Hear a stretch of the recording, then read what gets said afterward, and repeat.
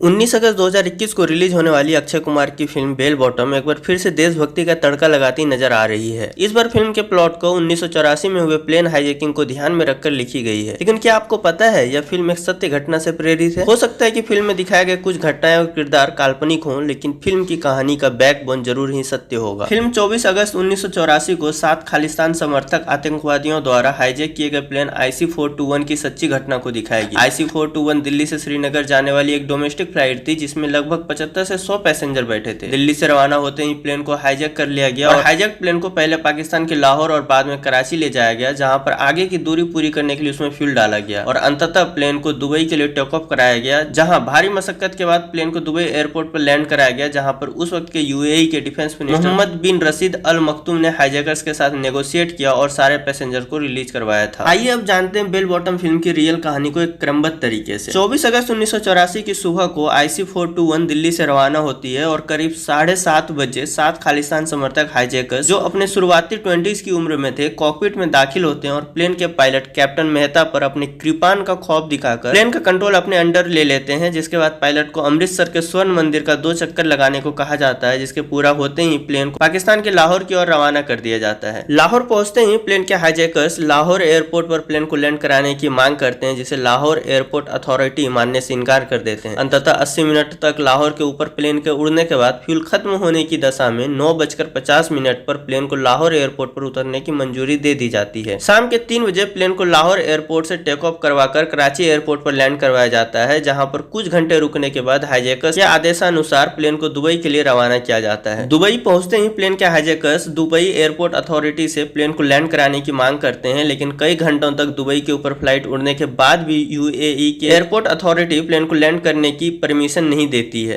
तब तक एक दिन बीत चुका होता है और प्लेन का फ्यूल भी खत्म होने वाला होता है। तब 25 अगस्त 1984 को सुबह 6 बजे air hostess Rita Singh public address system पर आती हैं और कहती हैं क्योंकि फ्लाइट में फ्यूल खत्म हो रहा है और हमें इमरजेंसी लैंडिंग करनी पड़ेगी, जिसे हम समुद्र में करेंगे। और वो समुद्र में लैंडिंग करने के बाद कैसे वहां से सुरक्षित बाहर निकलना है इसके इंस्ट्रक्शन पैसेंजर्स को देने लगती हैं। लेकिन अचानक 6:20 पर प्लेन को दुबई एयरपोर्ट पर लैंड करने की परमिशन मिल जाती है और प्लेन के pilot captain Mehta UAE authority को धन्यवाद करते हुए 6:25 पर प्लेन को दुबई एयरपोर्ट में लैंड करा देते हैं। कैप्टन मेहता कहते हैं जिस वक्त एयरपोर्ट पर प्लेन को लैंड कराया गया था उस वक्त प्लेन में सिर्फ 5 मिनट का फ्यूल बचा हुआ था। आइए अब जानते हैं दुबई में लैंडिंग के बाद की घटनाओं को। 25 अगस्त 1984 को करीब 6:30 बजे फ्लाइट IC-421 को दुबई एयरपोर्ट पर लैंड कराया गया था, जिसके बाद एयरपोर्ट अथॉरिटी और हाईजैकर्स के बीच बातचीत और नेगोशिएशन का एक दौर चला, जहां पर हाईजैकर्स चाहते थे कि उन्हें यूनाइटेड स्टेट्स ऑफ अमेरिका भेजा जाए। अब तक सुबह के 8 बज चुके थे, तभी यूनाइटेड अरब अमीरात के रक्षा मंत्री मोहम्मद बिन रशीद अल मखतूम एयरपोर्ट के कंट्रोल टावर पहुंचते हैं और एयरक्राफ्ट के संचार माध्यम का उपयोग कर हाईजैकर्स के साथ बातचीत करते हैं और मामले को जल्द से जल्द निपटाने की कोशिश में जुट जाते हैं। 10:05 पर दुबई एयरपोर्ट अथॉरिटी द्वारा एक सफेद मर्सिडीज हाईजैक प्लेन की तरफ भेजी जाती है, जिसमें एक हाईजैकर एयरपोर्ट अथॉरिटी और रक्षा मंत्री शेख राशिद के साथ बातचीत करने के लिए कंट्रोल टावर आते हैं, जहां पर काफी देर तक उनके साथ बातचीत होने के बाद उन्हें वापस भेज दिया जाता है। 11:40 पर प्लेन में बैठे सवारियों के लिए खाना और पानी भेजा जाता है, जिसे हाईजैकर्स लेने से मना कर देते हैं, लेकिन काफी समझाने पर और लगभग 2 घंटे की बातचीत के बाद प्लेन के पैसेंजर्स के लिए 1:45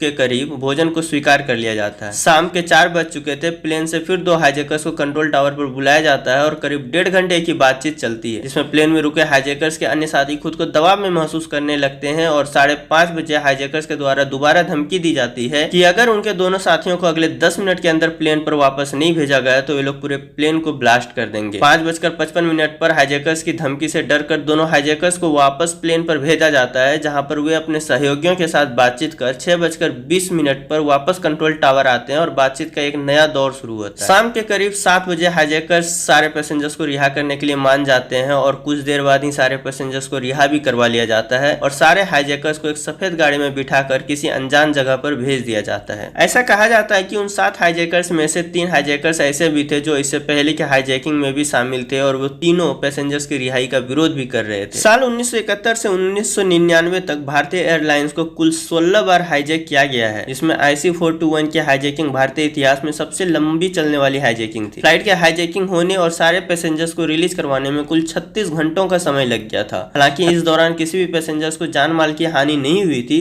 और सबको सुरक्षित बाहर निकाल लिया गया था। हाईजैकिंग के बाद के इन्वेस्टिगेशन में पता चला कि शुरुआती हाईजैकिंग के दौरान हाईजैकर्स के पास कोई भी रिवॉल्वर नहीं था, लेकिन फ्लाइट जब कराची पहुंचा तो एक हाईजैकर ने पायलट कैप्टन मेहता पर रिवॉल्वर तान दी थी और उन्हें प्लेन को बहरीन ले जाने को कहा था। हालांकि कैप्टन मेहता ने मौजूदा स्थिति और इन्वायरमेंटल कंडीशन का हवाला देकर बहरीन जाने से मना कर दिया था। इसके बाद हाईजैकर्स ने उन्हें प्लेन को दुबई ले जाने को कहा। यहाँ पर यह सवाल लाजमी है कि आखिर हाईजैकर्स के पास रिवॉल्वर कहां से आया। फ्लाइट में सवार एक ब्रिटिश जोड़े ने बाद के अपने स्टेटमेंट में बताया कि लाहौर एयरपोर्ट पर वहां के अथॉरिटी द्वारा हाईजैकर्स को पेपर में लपेटकर एक पार्सल दिया गया था और यह रिवॉल्वर उसी पार्सल में से निकला था। पाकिस्तान पर शक इसलिए भी लाजमी है क्योंकि उस वक्त की हमारी प्रधानमंत्री श्रीमती इंदिरा गांधी द्वारा एक व्यक्तिगत रूप से पाकिस्तान के हाई कमांड को विशेष अनुरोध किया गया था कि प्लेन को लाहौर से टेक ऑफ करने न दिया जाए, लेकिन पाकिस्तानी अथॉरिटी द्वारा इस बात को अनसुना कर दिया गया। अगर IC-421 को पाकिस्तान में ही लॉक कर दिया जाता तो शायद इंडियन गवर्नमेंट को पैसेंजर्स रिहा करवाने के लिए मुश्किलों का सामना न करना पड़ता। आज के वीडियो में बस इतना ही दोस्तों। अगर आप हमसे जुड़े रहना चाहते हैं तो आप नीचे डिस्क्रिप्शन में दिए गए लिंक पर क्लिक कर हमसे डिफरेंट सोशल मीडिया प्लेटफॉर्म पर भी जुड़ सकते हैं।